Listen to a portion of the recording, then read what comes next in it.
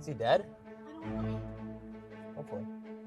New footage has surfaced of a well-known online personality, Clavicular, allegedly running down someone on a live stream. Is this real? Is there going to be an arrest? Are there going to be criminal charges? Was this justified? Was this self-defense? We're going to explore what we seem to know right now and what could happen next. Welcome to Sidebar, presented by Law&Crime.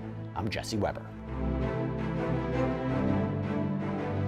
Okay, before we jump into this, you know what season it is right now. It's open enrollment season. Yeah, this is where you compare the exploitative premiums, the fine print of health insurance. It is chaos, to say the least. The good news is we got Crowd Health. Crowd Health is different. Why?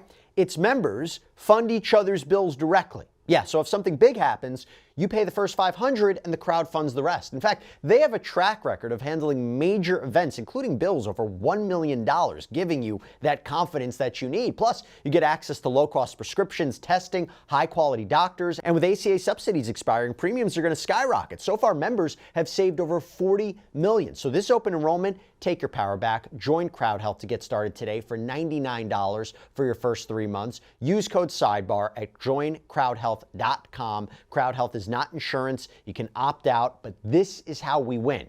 Join crowdhealth.com. Well, it seems like the list of internet personalities allegedly behaving very badly continues, because we go from our prior coverage of Bonnie Blue to now streamer Clavicular, whose real name is apparently Braden Peters, according to TMZ. So there is video that just came out, it was over the holiday, December 24th, of him allegedly running over somebody with his car. It is wild. It was apparently part of a Christmas Eve live stream, and in the footage, you see Clavicular behind the wheel of a Tesla Cybertruck when someone appears to jump on the hood of the wheel, screaming, wagging his tongue, making faces while holding a phone, so possibly recording himself. And someone in Clavicular's car seems to say, "Start driving." And that is when, like a moment later, the car moves and you hear something get hit. So it looks like the car ran over the guy. And you hear a female voice in the car scream and panting. And Clavicular looks like rather calm, almost unbothered, appears to just continue driving, and then says at one point, "Is he dead?" Followed by, "Hopefully." Now, we're going to show you this. We're going to not show you the actual alleged hit, but everything before and after. Take a look.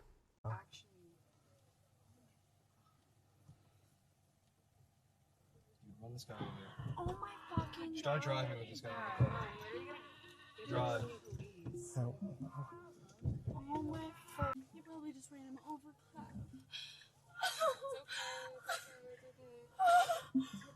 Oh my god. Oh my god. Off the car. He was on the car. Oh my god. Is he dead? I don't know. Hopefully. So now the first thought is this real, right? Was this a sketch? Was this staged? I mean, it's really hard to say at this point of the broadcast. I mean, I'm not really sure. What we do know is that Clavicular has reportedly been kicked off the platform Kick. So, in the wake of all this. And then we got to talk about this. He then Clavicular appears in the wake of this to post on X an AI image of him behind the wheel of a Cybertruck running over a guy wearing a hoodie. The caption reads, "Play stupid games, win stupid prizes." There's also apparently this other video that he appears to have posted on TikTok where it's the same tagline, where he's shirtless, just posing in a selfie form in front of a camera. Again, same tagline. There is another video that popped up of what appears to be a parking lot officer, so wearing this reflective vest, giving his 2 cents on the situation that appeared to happen right there. Trying to leave up out of here? Nah, that's my friend right there. Oh man, come on, bro. He the good guy. He is? The on the ground, the bad guy. He did what he was supposed to, run his. Okay, all right, Keep sounds your good. brother safe. He did Yeah. You came out and helped. Bro, I wasn't nowhere near here. I had left. I don't know him, right? Yeah. But when he was coming in, I just was saying, "Hey, bro, put me on the vlog." Yeah. I see him coming out. And there was some guys. It was some guys around. No, yeah, I don't. I saw that. I was with him. Or what was transpired, but you could tell it wasn't that nice. People like that It wasn't that nice. Yeah. I came over here. And then there's another video where Clavicular seems to be talking to two guys in these reflective vests, saying the people were surrounding his car, that they had guns, that he couldn't see what was going on, seemingly that he was, afraid. So basically the question is, if this wasn't staged, if this is real, was this self-defense? Is he going to be criminally charged? There's another video we actually have to talk about too. So it appears that Clavicular is then speaking with another popular streamer, Aiden Ross. They're talking on the phone, and this is where Ross gives Clavicular some advice. What are they saying they're going to detain you? They haven't spoken to me yet, but I'm not going to say anything without A lawyer. Correct. Just do not You know say. anyone? Yes, of course I do. Look, just hang tight, record, don't say anything. Don't answer questions. And just don't say anything, okay? I let it play out, but you need to be recording. Somebody needs to record you.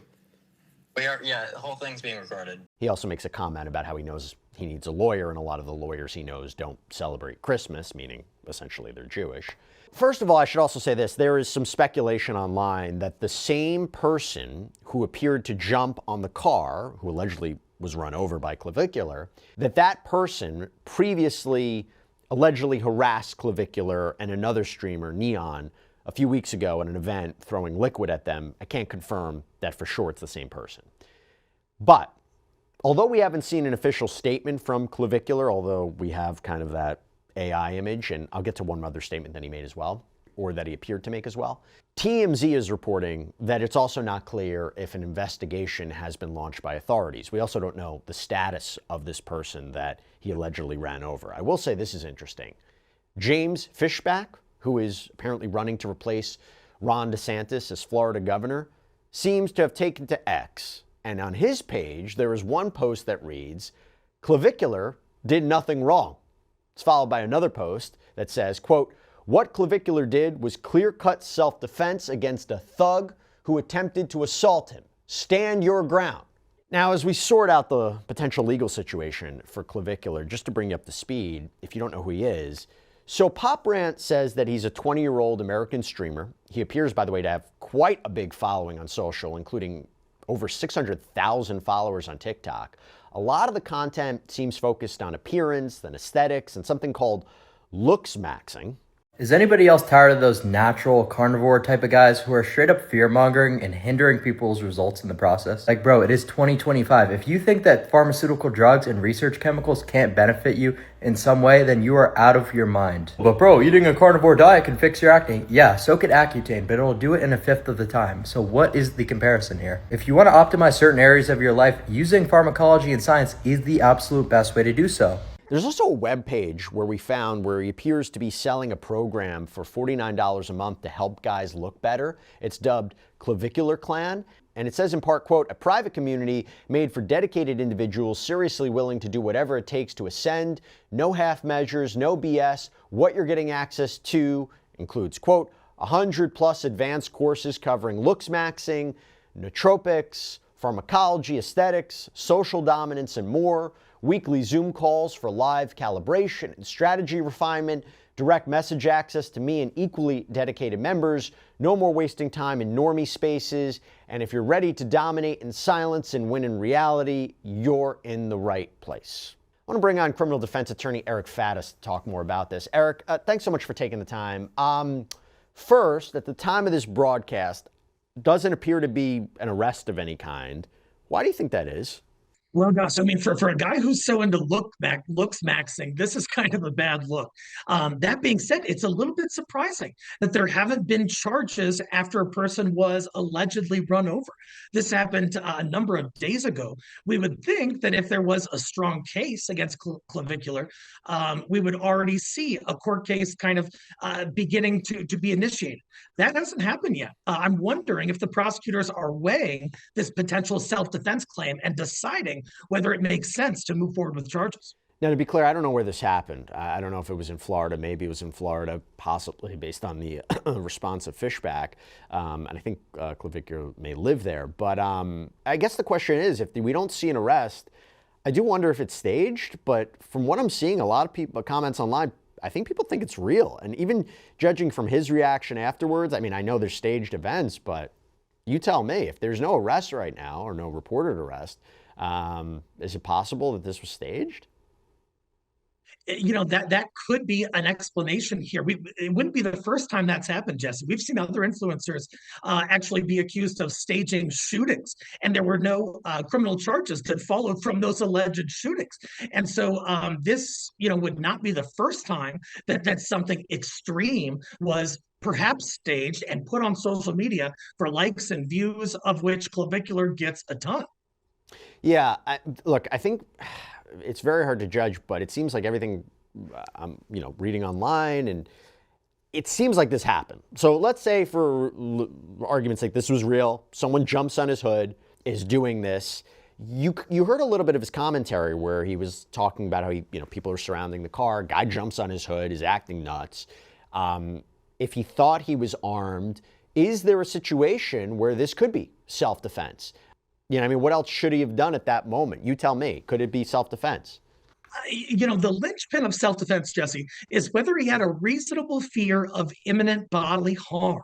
And so, he talks about claiming that he saw a firearm through clothing, is how he describes it, and perhaps felt harassed. That's a subjective belief, but it has to be reasonable as well. Also, you need to typically take measures that are the least extreme measures necessary to mitigate the threat to you. So could he have swerved the other way? Could he have called police? Are there other measures he could have taken besides running a person over? All of those are considerations when deciding whether this is a valid self-defense. How potentially harmful is it to a defense of his to say afterwards, or allegedly say afterwards, is he dead, hopefully, and then post that AI image? You tell me if that's problematic. It shows me a few things. It shows, one, that if those statements are true, this wasn't an accident. It wasn't something, where he says, play stupid games, win stupid prizes. That seems like volitional conduct. That seems like something that was knowing and intentional, where he felt wronged him, and then he brought about this unfortunate consequence for them. That's not an accident. That's not a mistake. That seems like retribution. And so I think it cuts against any argument that this might have just been an accident of him running this guy over, but doesn't conclusively undercut self-defense. Assuming authorities don't believe it's self-defense, what potential charges could he be facing? And it's tough to know because we don't know the status of this guy who is allegedly run over. But you tell me what are we looking at here? Sure. Anytime there's a vehicle involved, that can be an instrument of death. We've all seen horrific vehicular cases like this. So potential charges could range from something less serious, like simple assault, to possibly vehicular assault, more serious. If there was serious bodily injury that was sustained as a result of this, that can up the ante even further in terms of charging. God forbid, if this person were not to survive, you could even be looking at something like criminally negligent homicide, reckless homicide, possibly even knowing homicide, which is usually second-degree murder. Thank heavens, it sounds like, according to reports, that the alleged victim is going to live. And just going back to this issue, if he jumps on the hood, it'd be one thing if he was pointing a gun at him, right? If he's pointing a gun at him, that you could argue it's clear, maybe more clear-cut self-defense. Is it just getting somebody out of your way if you're surrounded by... I guess the question is, and I see this a lot in celebrity cases, like they're surrounded by paparazzi who are just surrounding the car. They're trying to get through. It's frustration. You're not supposed to run anybody over. But if this is somebody who's jumping on the hood doing this, is a weapon needed? Do you need that person to have a gun for there to be self-defense? What reasonable fear of safety, reasonable fear of your life, what does that look like if he wasn't in fact armed? It's a really important question because not only must Clavicular have a subjective fear of imminent bodily harm, that fear would have to be reasonable. So would a reasonable person in his position believe that they were facing imminent bodily harm from a guy who's just on the window of a vehicle? You know, you look at, did this guy make any threats? Did he brandish any weapons? All reports seem to indicate no. And so really is the harm simply feeling harassed or feeling annoyance or inconvenience? That would not be enough to legally justify striking another human being with a car. And so I think that the self-defense claim here is on shaky ground. And you have multiple witnesses, right? You have the people who are apparently in the car, but then you got the guys in the reflective vests who, again, I don't know if this was staged and they're just saying it, I don't know. But if they're complete bystanders who were there, they seem to support Clavicular's version or Clavicular's stance. How important are they to this?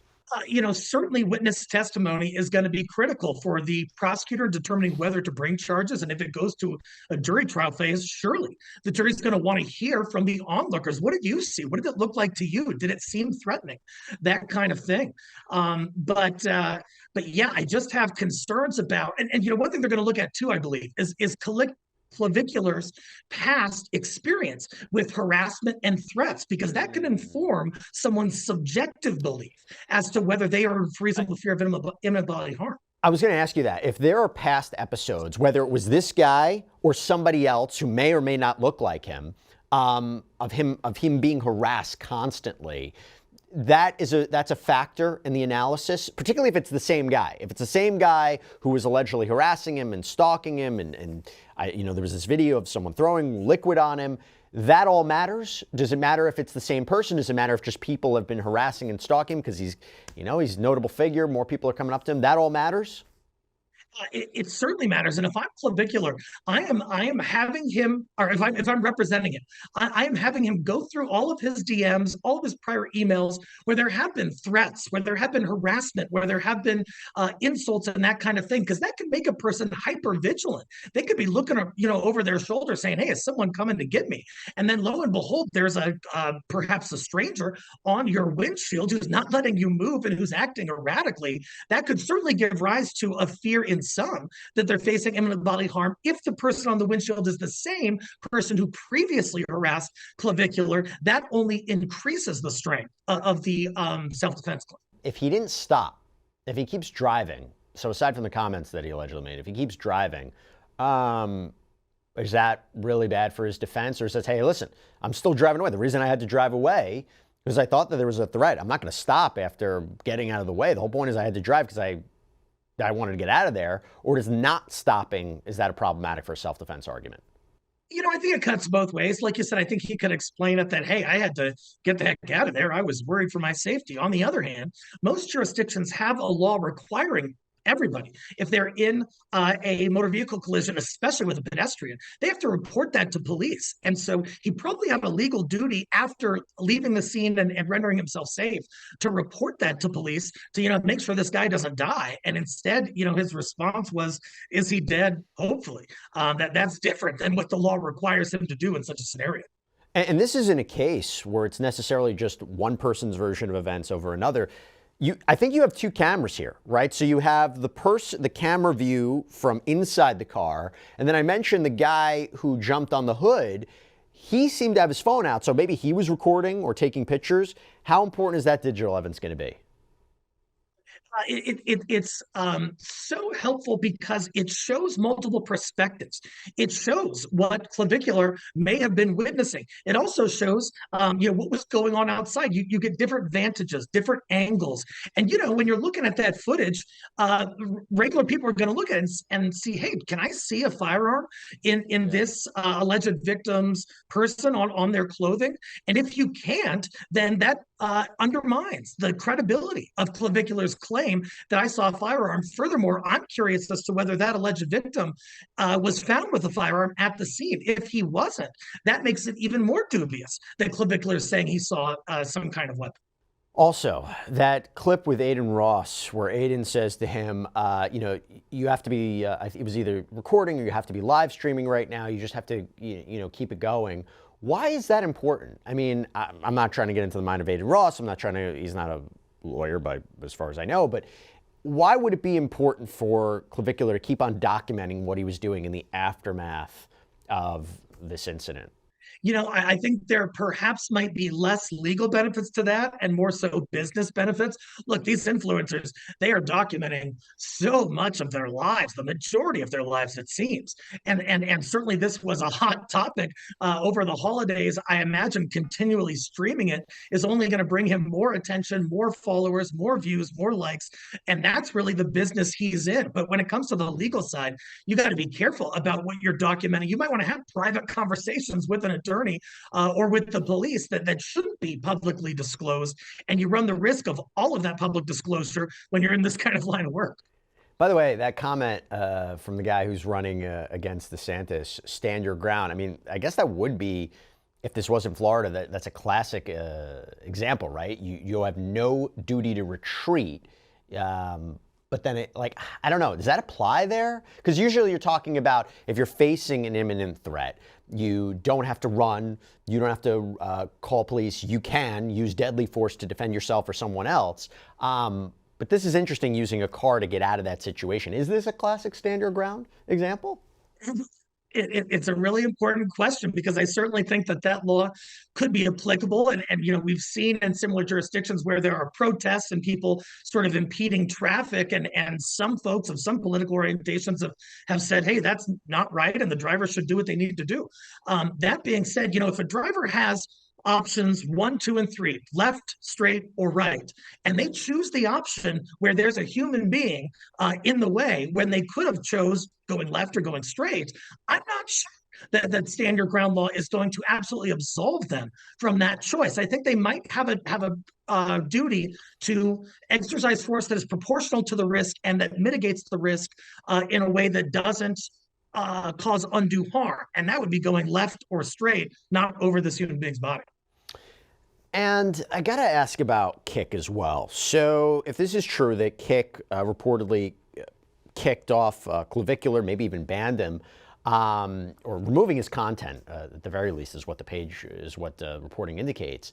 So according to the Daily Mail, maybe it's not surprising, because this is a platform that got into hot water recently for hosting some alarming content. It's been reported that French authorities launched an investigation after a 46-year-old Frenchman died on camera after what was described as, quote, 10 days of torture and humiliation. You have France's Minister for Digital Affairs, Clara Chapaz, who announced that the government would take legal action against Kick for negligence over its failure to block dangerous content. And by the way, I saw this right before we came on. It appears that Clavicular took to X and said, bro, if @Kick Streaming doesn't unban me by today, I'm going to spark on Twitch. WTF. What are your thoughts on that? Well, you know, we've seen what some people might say is kind of an alarming trend towards the extreme when it comes to these live streaming and what they're showing, the events and incidents that are being depicted and just sent out to the public. Where's the line? There's got to be some line. We're not going to show, you know, terrorist decapitations on these things. So where is the line? Is it running over a human? It sounds like Kick has decided, hey, that might be the line for us. And so there's not only an optics and a PR and a business component to it, but there's also a legal component. In other countries, it sounds like they could be in hot water for publishing, abhorrent types of incidents like this. And so they've got to make some decisions here. And I think there's got to be a line drawn. This might be that line. Look, this is making its way on social media. I wanted to talk about it. It's a really disturbing incident. Hopefully we get more details about what happened. But Eric Faddis, I really do appreciate you taking the time to break down what we seem to know at this point. But we're living in a day and age, it's hard to know what's happening out there. But thank you. Thank you so much for taking the time. Appreciate it. Always a pleasure. And that's all we have for you right now here on Sidebar, everybody. Thank you so much for joining us. And as always, please subscribe on YouTube, Apple Podcasts, Spotify, wherever you should get your podcasts. You can follow me on X or Instagram. I'm Jesse Weber. I'll speak to you next time.